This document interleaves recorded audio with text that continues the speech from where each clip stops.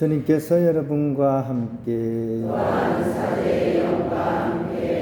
루카가 전한 거룩한 복음입니다.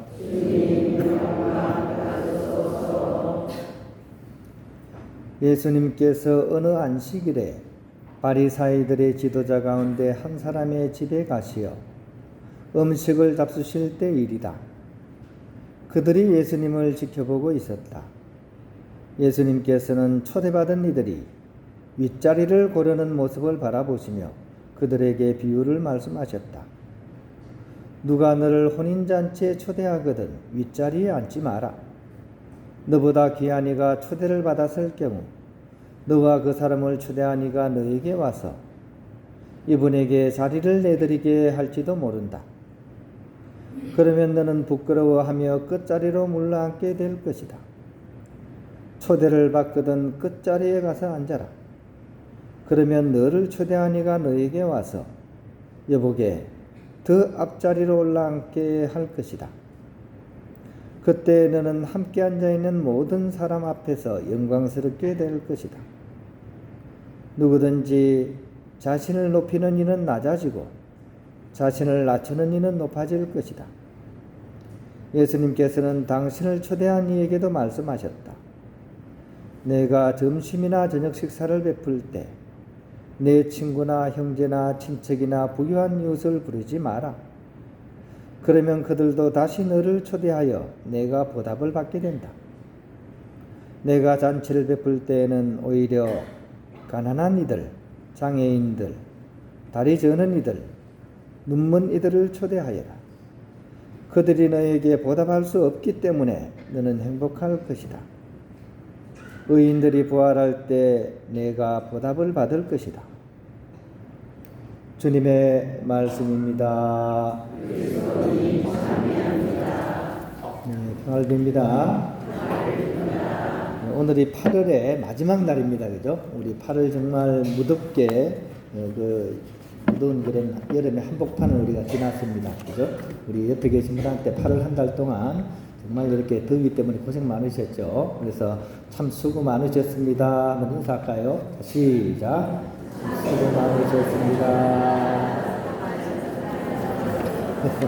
아직도 땀이 나면 좀 닦아드리고요. 아직도 땀이 나시는 분이 있으면 좀 닦아드리시고. 예. 우리가 참 살아서 만나서 반갑습니다. 그죠? 예. 여러분 그래도 무더위를 무사히 보내고 이렇게 만났습니다. 제가 성씨가 도시거든요. 도시인데 희귀성이에요. 한국에 한 5만 명 정도 되는데 희귀성이다 보니까 같은 도시 이야기는 귀가 굉장히 솔깃하게 막 가더라고요. 그래서 인터넷을 보다 보니까 도경환 씨 이야기가 막 나오더라고요. 가수 장윤정 씨 남편, 그죠? 옛날 아나운서 하셨던 분, 애기들도 얼마 전에 막 텔레비전 나왔었죠, 그죠? 그 집안 이야기가 나왔더라고요. 일종의 서브 사건 해가지고 막 크게 뜨더라고요. 서브가 뭐냐면 아래다 이런 뜻이거든요. 그러니까 도경환 씨가 아래다. 누구 아래요? 이 내용, 그죠? 그러니까 사당기, 사장님기는 당나귀기라는 그런 프로그램에 결혼을 잘한 남자로서 누가 제일 잘했냐 하다 보니까 도경환 씨가 제일 잘했다는 거야. 왜냐하면 그 와이프가 돈도 많고 이쁘기도 이쁘고 재주도 많고 아이들도 막 지금 TV에 나가지고 막 이렇게 하니까 막 이게 제일 복이 많은 사람이다 이래 가지고 이제 결혼을 잘한 남자로 꼽혔는데 거기에 출연했던 한 사람이 약간 그거를 좀 이렇게 지적하는 그런 얘기를 한 거예요. 나는 그 도경환 씨처럼 누군가의 서버로는 못 산다. 서버는 아래란 얘기잖아요. 밑에서 못 산다. 그분이 생각하기에는 이제 그렇다는 거죠. 이게 이제 말이 이제 씨앗이 돼서 막 인터넷에 막 불이 붙었어요. 프로그램 폐지해라. 무슨 그 남을 그렇게 비난하는 한 가족을 비난하는 그런 얘기를 하냐 이래가지고 막 심하게 이제 프로그램까지 막 문을 닫아야 될 약간 그렇게 이제 번지는 중이었어요. 그러니까 이제 이 얘기를 듣고 이제 장윤정 씨가 또 올렸죠. 가족끼리 무슨 서버가 있냐. 가족끼리는 서로 존중하고 배려하는 거지. 이렇게 얘기를 했어요. 그러니까 이제 이 얘기를 듣고 그 해당됐던 발언자가 내가 경솔했다. 이제 사과를 하고 그래서 이제 또 반대쪽에서는 또 그런 말 하기 힘든데, 사과하기 힘든데 용기를 내줘서 고맙다 이러면서 이제 막 마무리가 잘 되어가는 그런 시점입니다. 뭐 같은 도시 입장이라서 막 눈에 확 들어왔는데요. 뭐 또 한편으로 생각하면 이런 사건이 우리 사회의 그런 한 단면을 잘 보여주는 것 같아요. 사람들이 어떻게 생각하면서 살아가는가. 돈이 많거나 또 지위가 높거나 유명한 사람, 그런 사람이 존중을 받고 그죠? 그것이 그 사람에 대한 판단 기준이 된다는 거죠. 그리고 은근히 그것을 외적으로 드러내면서 살아가는 사회, 그게 한국 사회라는 겁니다. 유독 한국에서는 그게 좀 심한 것 같아요. 그 사람이 모는 자동차에 따라 그 사람을 판단해요. 제가 본당차가 모닝이거든요. 모닝 몰고 가다가 이거 모닝? 하면서 막 무시당한 적이 한두 번이 아닙니다. 주차장에서도 막 쫓겨나고 그랬어요. 또 그 사람이 입은 옷을 보고 그 사람을 판단하는 거예요.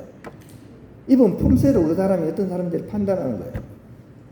아닌 게 아니라 제가 모닝이 고장이 났어요. 그래가지고 이마트에 이틀 전에 이제 수리를 하러 갔어요. 그래가지고 이제 수리하는데 한 1시간 반 정도 걸린다 그래가지고 이제 밑에 내려가 이마트를 이렇게 쑥 돌아보고 있어서 뭐 살 게 없나 하면서 그 건미역 살려고, 건미역. 제가 그 물에 불려서 먹거든요. 살려고 또 가고 있는데 어떤 아주머니 한 분이 저를 실컷 보더니만, 아저씨 참기름 어디 있어요? 참기름 뭔지 물어요. 참기름이 어디 있는지. 그래서 이상하다, 왜 나한테 그걸 묻지 하면서, 제가 아직 돌아보는데 아직 참기름 못 봤는데요. 그러니까 참기름 아저씨 직원 아니에요? 묻는 거예요. 그래서 저 직원 아닌데요 했더니만, 그럼 됐어요. 그래서 그냥 가더라고요. 제가 조끼를 입고 있었어요. 조끼를 이렇게 제가 더우니까 이제 거물식으로 된 조끼를 입고 있었거든요. 그러니까 이분이 이제 그거 보고 이제 저를 이제 판단을 한 거예요. 그래서 약간 좀 이렇게 옷도 쭈글쭈글하게 입고 있는 사람이 뭐 한다고 왔다 갔다 하다 보니까 그냥 눈에 확 띄었나 봐요. 그래서 아저씨 참기름 어디 있어요? 이게 지금 우리가 살아가는 그런 세상의 한 단면입니다. 눈에 보이는 모습. 근데 뭐 그게 뭐 그렇게 잘못된 것이라고 할 수는 없어요. 뭐 돈이 많은 게 잘못입니까? 뭐 지위가 높은 게 잘못입니까? 좋은 옷을 입은 게 잘못은 아니잖아요. 그렇지만 문제는 사람입니다. 사람. 그것을 가지고 그 사람을 평가하는 것은 분명히 잘못된 겁니다. 사람은 다른 거거든요. 그죠? 물건과 사람이 같습니까? 다르잖아요. 근데 우리는 물건을 가지고 그 사람을 평가하는 거예요. 심지어 이제 거기 젖은 사람은 안하무인이 돼요. 눈 아래 사람이 안 보입니다. 자기가 돈이 많거나 지위가 높으면 사람을 사람으로 안 봅니다. 또 그런 사람을 대상으로 특권의식이 작동하면 이거는 자기만이 아니라 사회적으로 문제를 일으키기도 쉬워요. 유전무죄. 돈 있으면 죄도 죄가 아닌 게 돼버리잖아요. 그죠? 우리 지금 이번 겨울 동안 똑똑히 봤잖아요. 돈 있고 권력 있는 사람들이 어떻게 사는가. 죄를 지어도 권력층들은 제 식구 감사기 확실히 해버리죠. 그죠? 그죠? 권력 있는 사람들은 다 빼줘요. 이 신라시대 때부터 그랬어요. 신라시대 이전부터 그랬습니다. 원래 귀족들은 처벌을 안 받았어요. 옛날부터. 죄를 지어도. 대신 일반 백성은 조그만 죄를 지어도 막 곤장을 맞고 난리도 아니었죠. 그죠? 지금도 그래요. 지금 보세요. 지금. 그죠? 우리나라 권력자들 지금 기소를 해도 바로 기각이 돼버려요. 그죠? 실제로 그렇습니다. 그죠? 그 과거 얘기가 아니라 지금 이야기예요. 일반 사람은 조금만 잘못해도 톡톡히 그 죄값을 갚아야 돼요. 그런 점에서 2000년 전에 종교인 그리스도교의 가르침은 너무나 거기에 비해서는 놀랍다는 거죠. 그죠? 지위 고하를 따지지 않고 평등의식이 그리스도교 안에는 있기 때문입니다. 더 나아가서 오히려 약자를 더 위에 두는 가르침, 그것이 바로 그리스도교의 가르침입니다. 처음에 이 가르침이 얼마나 놀라웠던지 한국 천주교회사를 읽어보면 주의사 교우촌이라고 있습니다. 정약종 아우스팅 성인이 주도하신 그런 교우촌입니다. 여기에 적힌 글을 보면 노비와 양반이 한 식탁에 앉아서 밥을 같이 먹고 서로를 형제자매라고 불렀다 이렇게 나옵니다. 이것을 보고 사람들이 걷기를 천국이 멀리 있지 않구나, 바로 여기가 천국이구나 라고 얘기를 했다고 기록은 전해집니다. 철저한 신분제 사회에서 어떻게 이런 일이 일어날 수가 있었겠습니까? 그 뿌리는 무엇입니까? 그것은 다름 아닌 자신을 낮추라는 그런 예수님의 가르침 때문입니다. 오늘 복음에 나옵니다.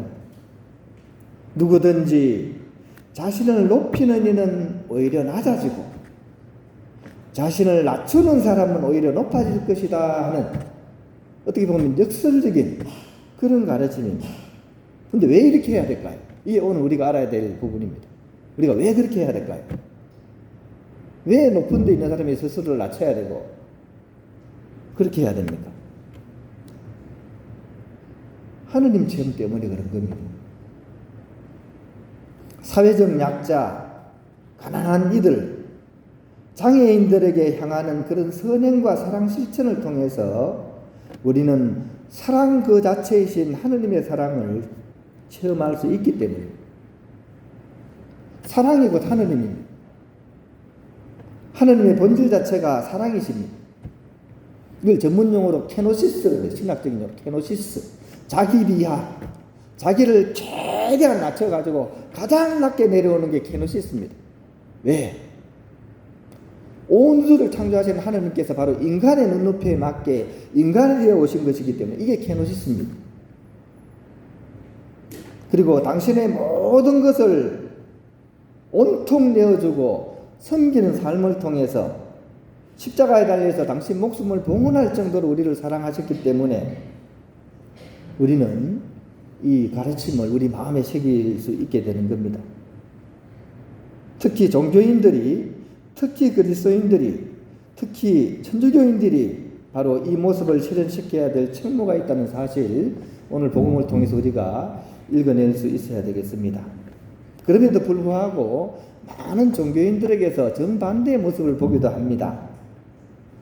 얼마 전에 모 종교단체에서 그 사설의전이라는 것 때문에 좀 문제가 있었습니다. 이게 뭐냐면 실흥종교고 뭐 일종의 우리를 보면 이단 종교죠, 그죠? 근데 그 종교 지도자가 필리핀에 가서 봤더니만 거기는 막 중요한 사람이 막 뜨면 교통 통제를 막 해버리고 그 중요한 사람이 지나갈 수 있도록 교통 정리를 다 해주는 거예요. 이걸 보고 아, 이거 참 좋네 하면서 그대로 갖고 와가지고 한국에서 그걸 시행했다는 거 아닙니까? 차를 막 이렇게 자기 총재가 이제 길을 나서면 전체가 나서가지고 쫙 따라 호위하면서 나서가지고 앞에 한 차가 막 가로막고 교통 신호를 막 무시하면서까지 그렇게 해서 마치 임금 행차하듯이 그렇게 막 모시고 다녔다는 거 아닙니까? 이것을 자기들은 교주를 위한 의전이라고 얘기를 했습니다. 어떻습니까? 오늘 복음에 비춰보면 가장 복음적이지 않은 의전 아니겠습니까? 그런 의미에서 하늘 나라의 의전은 오히려 낮은 자리에 앉는 사람이 높아지고 보답할 수 없는 초대를 이야기하고 내적 겸손과 자비가 중심이고 상석을 서로가 양보하는 그런 사랑의 가치를 우리에게 가르친다는 것. 이 말에 요약한 말씀이 누구든지 자신을 높이는 이는 낮아지고 자신을 낮추는 이는 높아질 것이다 라는 그런 말씀이고, 우리는 이것을 통해서 사랑이신 하느님을 체험할 수 있습니다. 이 말씀을 우리가 어디에서 실천해야 될까요? 어디에서 실천해야 좋겠습니까? 바로 이 자리에서, 특히 우리 성남동 공동체 안에서 우리가 이것을 실천해야 됩니다. 내가 뭔가 좀 남보다 잘나 보이고, 그죠? 내가 낫다고 해서 다른 사람을 낮게 보는 것이 아니라 오히려 예수님을 본받아서 더욱더 섬기고 사랑하는 모습을 통해서 우리는 이 말씀을 우리 성남동 공동체에서 이뤄야 될 그런 의무가 있다는 사실 우리가 꼭 기억했으면 좋겠습니다. 그래서 21세기 새로운 신분제 사회에서 천국이 멀리 있지 않다. 바로 여기야말로 천국이다 하는 얘기가 우리 성남동 공동체에서 울려 나올 수 있도록 서로 섬기는 그런 모습으로서 예수님의 말씀을 실현하는 그런 우리들이 되기를 함께 기도드려야겠습니다.